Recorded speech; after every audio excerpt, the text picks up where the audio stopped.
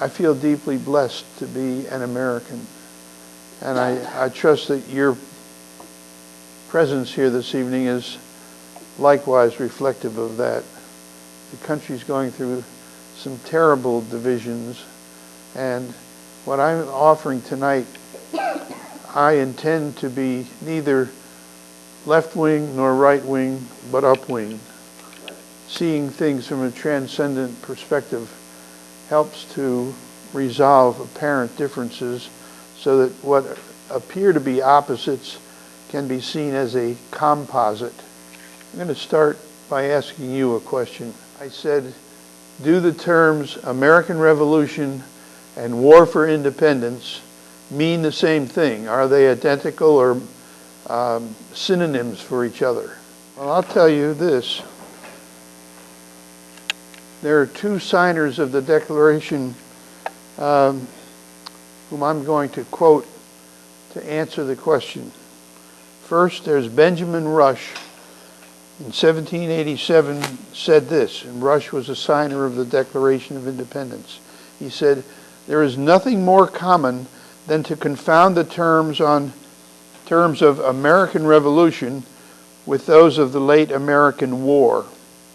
The American War is over, but this is far from the case with the American Revolution. On the contrary, nothing but the first act of the great drama is closed." That was Benjamin Rush. In the course of two centuries plus, the American spirit has blossomed across our land. Today, the United States of America has ascended to preeminence among the nations of the world, economically, technologically, commercially, politically, militarily, culturally, and in so many other ways. The American spirit has produced enormous changes for the better in civilization around the globe. So freedom is central and fundamental to the American way of life.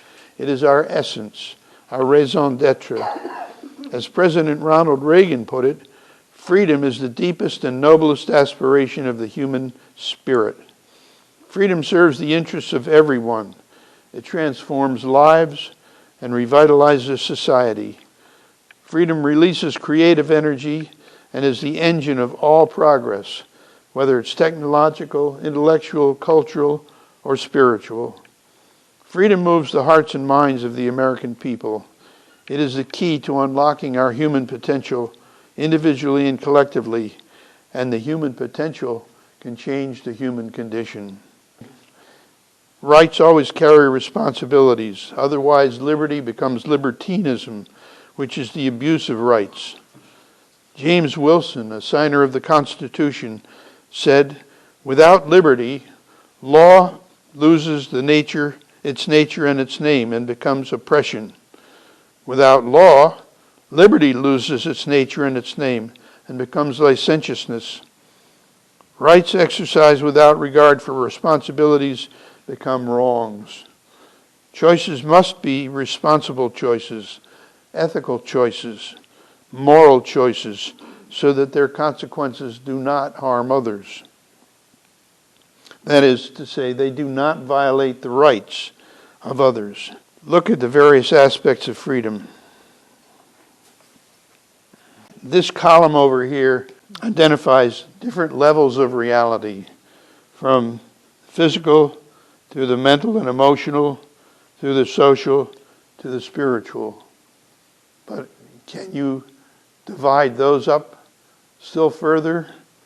Or we can look at it in terms of where it's most applied in our lives.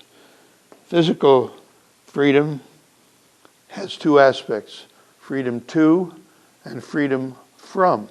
Our liberty, our equality, our rights, our justice, our human dignity, and the primacy of the individual over the state.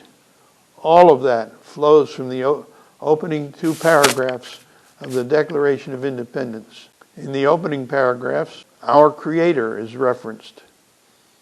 Our rights are endowed by our Creator. The other reference in the opening paragraph is Supreme Judge of the world. but later at the end of the Declaration of Independence. Remember, this is our founding document. This is the statement which set up the form and function of government in America by our founders.